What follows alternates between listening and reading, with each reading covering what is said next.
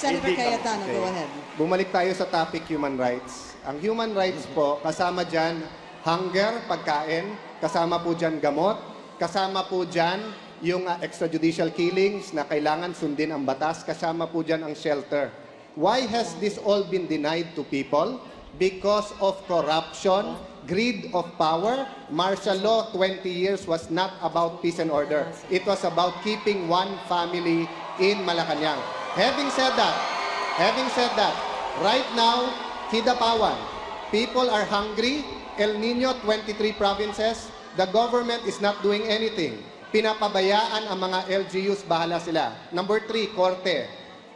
Senator Bongbong is not being honest with you.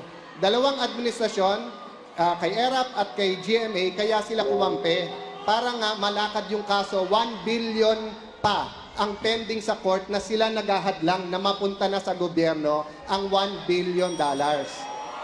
Senator Marcos, and then Senator Escudero. Hindi ko alam kung saan nanggagaling. Kanina pa si Senator Alan na nang-iimbento ng kung ano-ano. Tignan po ninyo kung ano.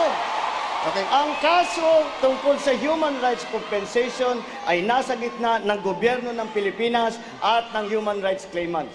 Wala na po ang pamilya Marcos. Hindi man po kami nag-a-argue, hindi na po kami nagpapadala ng abogado sa kasong yan. Ang humahadlang sa pagbayad ng compensation ay ang gobyerno ng Pilipinas na pinangungunahan ng Liberal Party. Yan po ang katotohanan. Senator Marcos, I'm talking about the 1 billion with the PCGG and yung $5 billion na nakatago pa. Kung ako nagsisinungaling, hamunin kita ngayon, fact check. Pag ako ay mali ang sinabi ko dito, magwi-withdraw ko. Pero pag ikaw mali, hindi mo lang magwi-withdraw, isoli mo ang pera sa tao. All right. One final response from Senator Marcos on that issue. Then we have a question. Then Senator Escudero, and then a question for Senator Onasan, and then that's it. Senator Marcos.